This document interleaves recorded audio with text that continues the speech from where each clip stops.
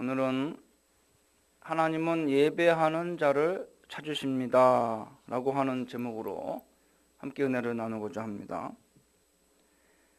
하나님께서는 형식주의가 아닌 영과 진리로 드리는 예배를 기뻐하십니다. 그러나 현대 교회의 예배는 점차 화려해지고 아름다워지고 있으나 드리는 자들의 마음은 엉뚱한 곳에 있는 것 같이 보일 때가 많습니다. 오늘날의 예배는 사실상 사람에게 보이기 위한 부분들이 너무 많습니다. 인본주의적인 것이 너무 많이 들어가 있습니다. 그래서 교회는 극장에 모이는 사람들처럼 되어가고 있습니다.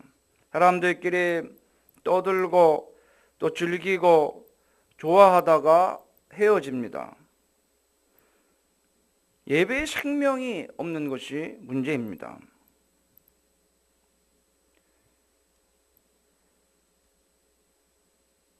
사실 사람들이 편안해하고 만족해하는 교회가 되기 힘쓰기보다는 최우선으로 하나님께서 기뻐하시는 교회가 되기 위해서 힘써야 옳은 방향일 것입니다. 오늘 본문에 사마리아 여인은 예수님께 산에서 예배하는 것이 좋으냐, 예배하는 장소가 또 다른 장소가 있는가, 이렇게 물어봅니다. 또한 이 여인은 장차 메시아가 오시면 이 모든 것을 분명하게 말해줄 것이라고 이야기합니다. 그러자 예수님께서 예수님 자신이 곧 메시아이심을 선언하고 있는 내용입니다. 본문 20절에 여인이 말합니다. 우리 조상들은 이 산에서 예배하였는데 당신들의 말은 예배할 곳이 예루살렘에 있다 하더이다 라고 합니다. 사마리아 여인이 예배하여야 하는 장소에 대해서 예수님께 문의한 것은 사마리아 사람들은 예로부터 구약 신명기서에서 말씀한 바와 같이 축복을 선포하라 하나님께서 명하신 산인 그리심산에서 예배하여야 한다고 생각하여 왔기 때문입니다. 그러나 유대인들은 예루살렘 성전에서 예배해야 된다고 하였기 때문에 이 문제에서 서로 대립이 됩니다. 그래서 유대인으로 보이는 예수님께 사마리아 여인이 그것을 물어본 겁니다. 그러나 예수님께서는 신약적 예배는 장소가 문제가 되는 것이 아님을 이 여인에게 말씀하고 계십니다. 21절에 보면 여자여 내 말을 믿으라. 이 산에서도 말고 예루살렘에서도 말고 너희가 아버지께 예배할 때가 이르리라 라고 하십니다. 예배라는 것은 어느 산에 올라가거나 집에 들어가거나 건물 안에 들어가거나 장소에 왔다 가는 것이 예배가 아닙니다. 하나님과 만나는 것이 바로 예배입니다. 영이신 하나님 아버지를 만나 배우는 것이 예배의 근본 정의입니다. 그런데 하나님은 영이시기 때문에 어느 한 장소에 머물러 거기 쭉 거하시는 그런 분이 아니시므로 이제는 더 이상 어느 한 장소에서 예배 드려야 한다는 고정관념을 벗어나서 하나님을 찾고 만나기를 사모하는 믿음으로 예배를 드린다면 그것이 어디이든지 하나님 아버지께서는 그곳에 찾아오시며 그들과 만나 주시고 사귀어 주시는 것임을 주님께서는 가르쳐 주신 것입니다. 장소가 중요하지 않다는 이야기는 아닙니다. 더 중요한 것은 영이신 하나님을 만나 뵈는 것이 예배라고 하는 그런 근본 정의를 더 중요시 여겨야 된다고 하는 말씀입니다. 그러면 유대인들은 왜 이렇게 구약시대의 제사적 성격에서 한치도 변화되지 않고 성전과 같은 장소를 중요시하는 이 성전 중심의 예배를 드리고 있었겠습니까? 그것은 유대인들이 구약의 율법을 가지고 있으며 성전이 그들이 거주하는 지역에 있느니만큼 자신들이 여호와 하나님을 독점하고 있으며 구원은 유대인에게서만 난다고 생각하고 싶어 했던 것입니다. 그러나 하나님께서는 유대인만의 하나님이 아니고 하나님을 찾고 만나기를 원하며 진리를 사모하며 구원을 바라는 모든 인류의 하나님이심을 주님은 말씀하신 것입니다. 심지어 하나님은 신자들만의 하나님도 아니요 불신자들의 하나님도 되시는 줄로 믿습니다. 사도행전 10장에 보면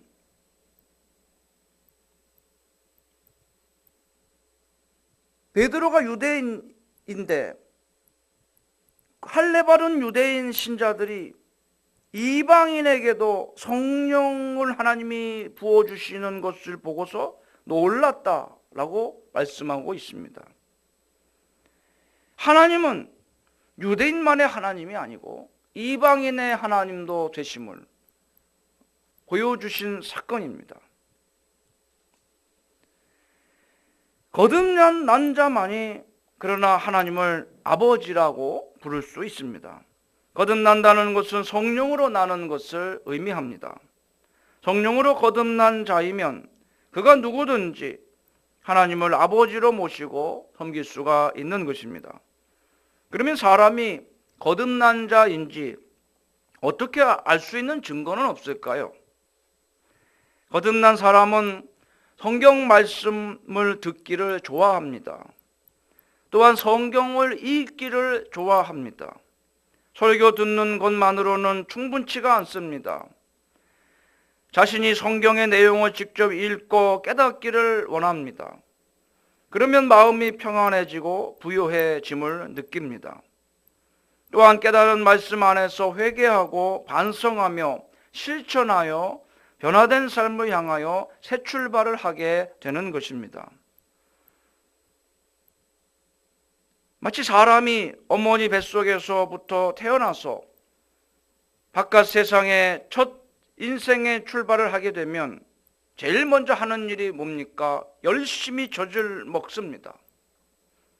아기가 하는 거는 먹는 것, 자는 것, 싸는 것 이거밖에 없어요. 오로지 하는 건 먹는 겁니다. 태어났으면 하는 일이 먹는 일부터 시작합니다. 성령으로 난 사람도 하나님의 말씀을 사모해서 그것을 먹게 된다는 겁니다. 아기가 태어나서 열심히 젖을 먹고 나중에 자라나면 젖이 아니라 보다 단단한 음식을 먹고 처음엔 기어다니다가 나중엔 일어서서 걷게 되고 뛰게 되는 것입니다. 성령으로 거듭난 사람도 이렇게 성경 말씀을 사모하면서 처음에는 젖과 같이 쉽게 풀어주고 아주 달콤하게 재미있게 설명해주는 설교 말씀 듣기를 좋아합니다. 설교도 아주 쉬운 설교를, 재미있는 설교를 원합니다. 그래서 그런 설교로 믿음이 조금 자라나면 좀 깊이 있는 설교, 성경을 잘 풀어주는 그런 설교를 더 좋아합니다.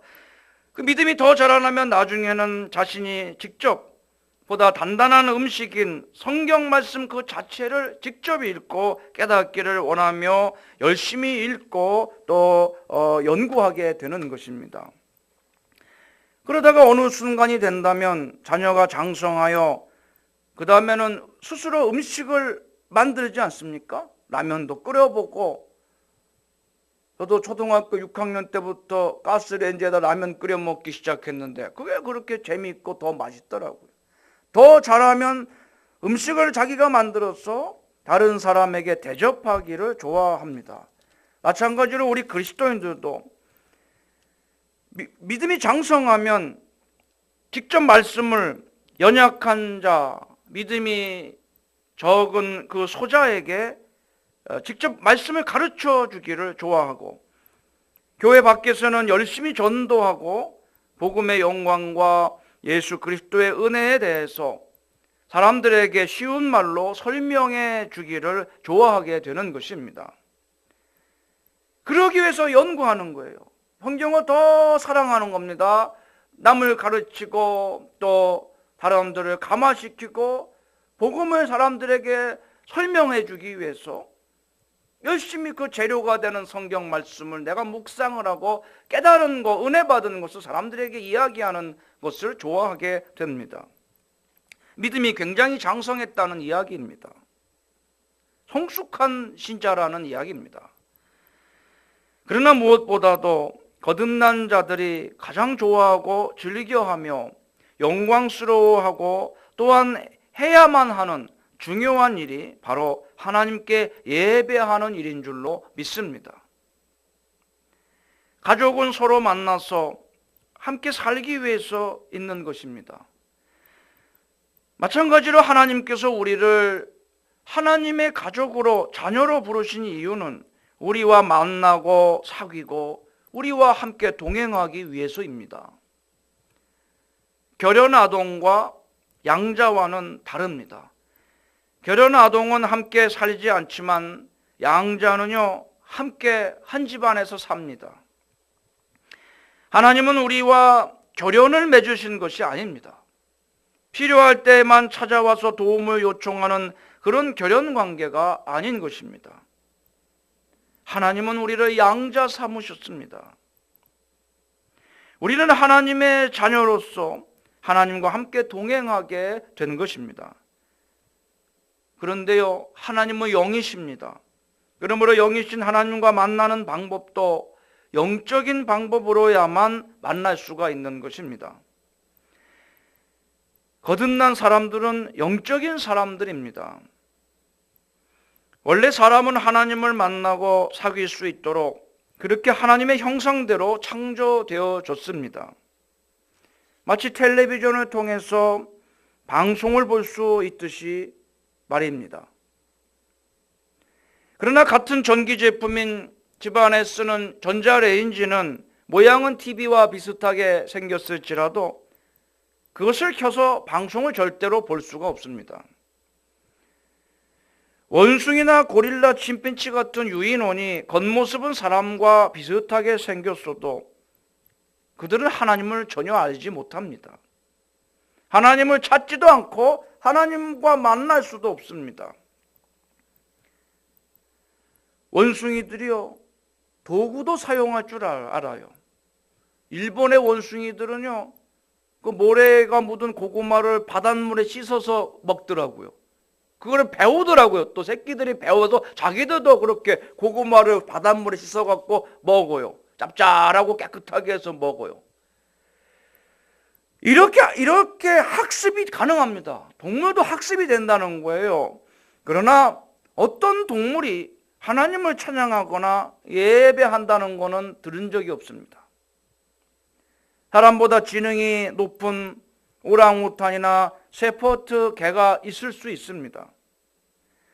사람이 물론 개별적인 경우이지만은 짐승보다 지능이 낮은 경우도 있습니다. 그러나 사람이 존엄한 것은요, 지능이나 언어 능력이나 도구 사용 능력에 있는 것이 아닙니다. 하나님의 형상대로 지음받아서 하나님과 교통할 수 있는 존재로 만들어졌다는 것이 사람이 유일하게 탁월한 존재가 되는 요인입니다.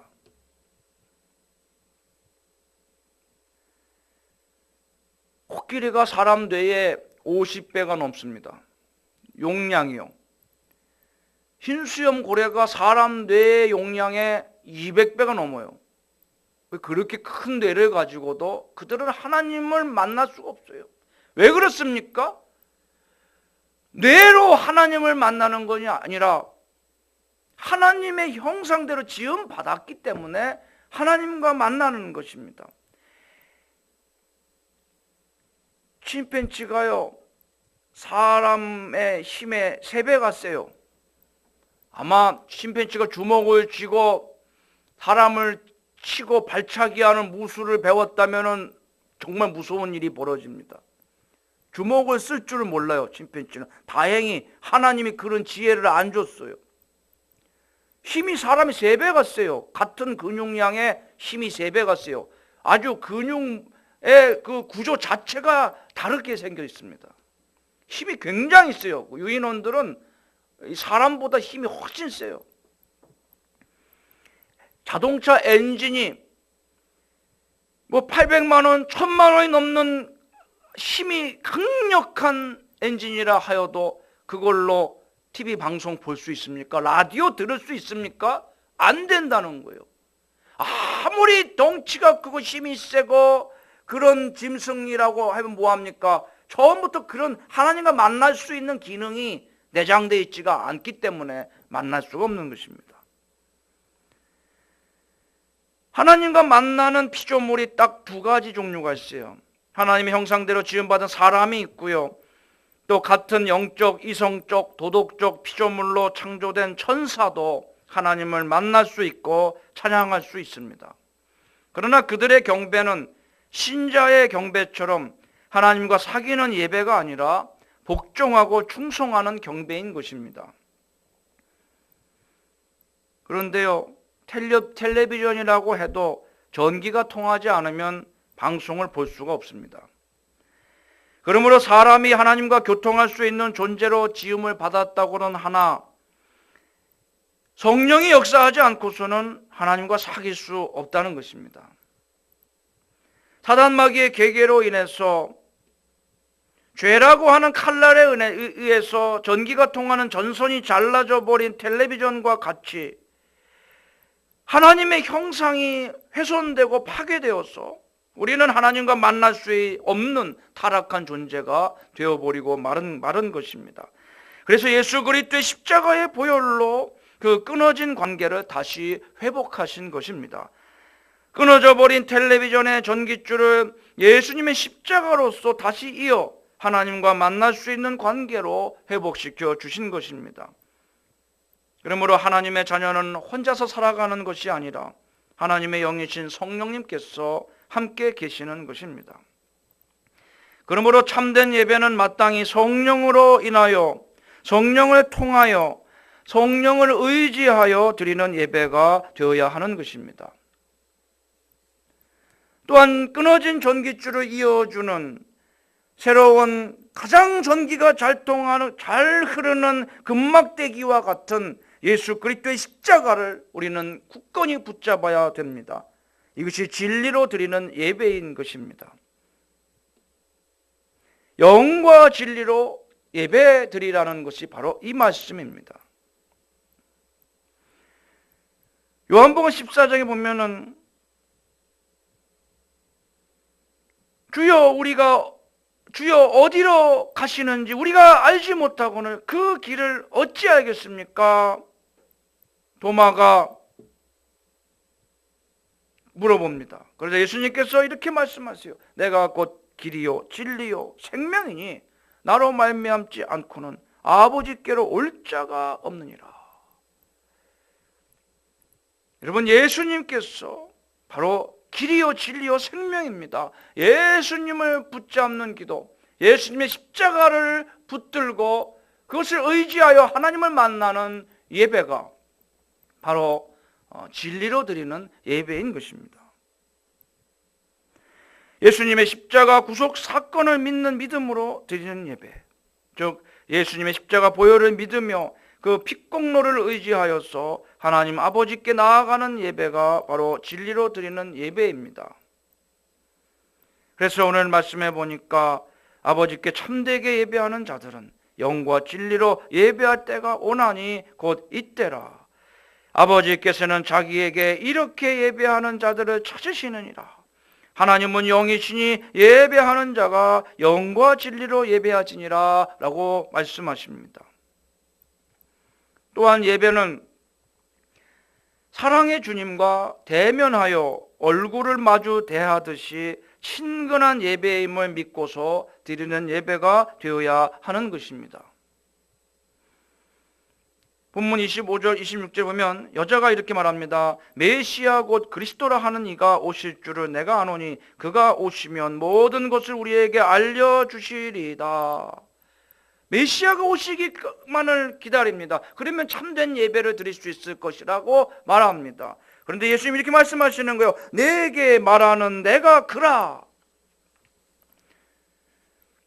예배는요, 예수님을 얼굴과 얼굴로 친근히 마주 대하듯이 이렇게 가까이 주님과 만나는 순간이라는 거예요.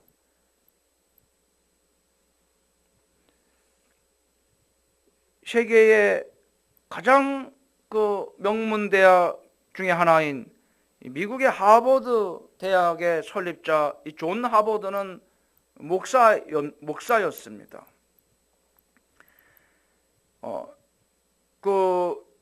영국의 퓰리탄 청교도 목사인데, 미국으로 신대륙으로 건너와서 거기서 미국에서 부목사 생활을 합니다. 그러다가 31살 나이, 너무 젊은 나이에 소천합니다. 죽기 전에 그가 자기가 가지고 있는 장서 400권과 자기 재산의 절반을 기부해가지고 들여서 이 대학을 설립을 하는데, 그게 그 하버드 대학입니다. 존 하버드는 이렇게 말했습니다. 모든 학생들로 하여금 그들의 생의 궁극적인 목적들을 진지한 태도로 생각하도록 가르치겠습니다. 그렇게 함으로 영원한 생명이신 하나님과 예수 그리스도를 알게 하겠습니다. 그리고 이를 통하여 모든 지식의 유일한 근원으로서 그리스도를 깨닫게 되는 것입니다. 나아가서 주님만이 지혜를 주실 수 있는 분이시라는 것을 알게 하겠습니다. 하나님이 창조자이시며 그리스도께서 구주이시라는 사실을 깨닫게 하겠습니다 라고 말하며, 그는 또 이렇게 말합니다.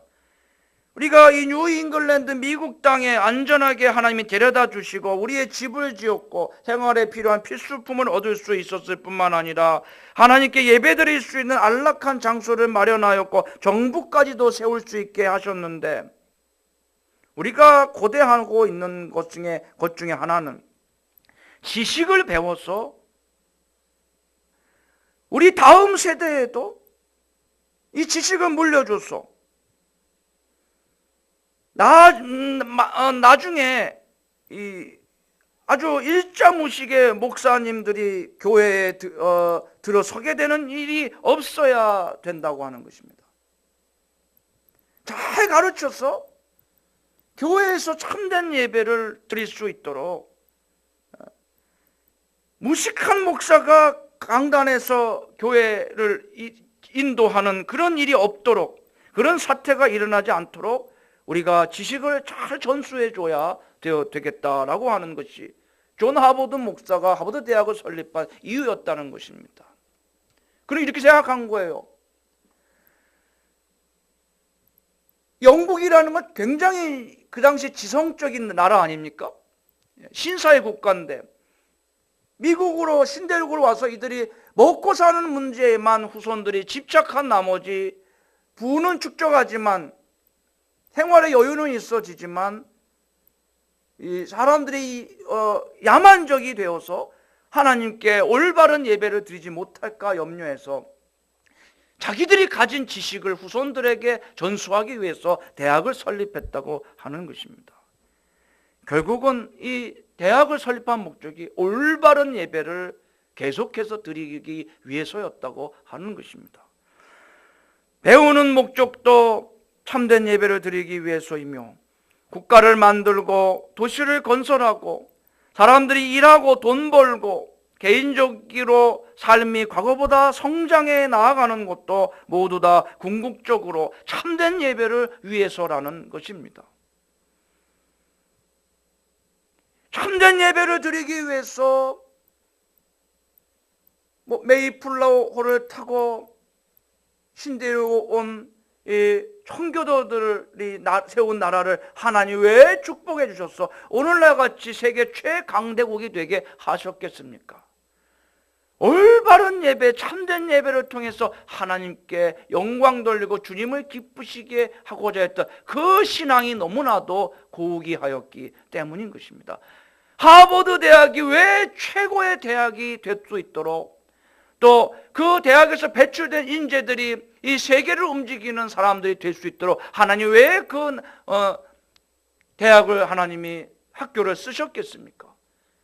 그 설립 정신이 올바른 예배, 참된 예배를 통해서 하나님께 영광 돌리고자 하는 것이었기 때문입니다. 그러므로 사랑하는 성도 여러분, 하나님께 예배를 드릴 때마다 영과 진리로 하나님을 찾아 만나는 예배를 드리기를 바라며, 내게 말하는 내가 그라 라고 말씀하신 주님을 영접하여 동행하시는 친근하고 열렬한 예배자로 하나님께 영광 돌리는 삶을 살아가시기를 주님의 이름으로 축원드립니다.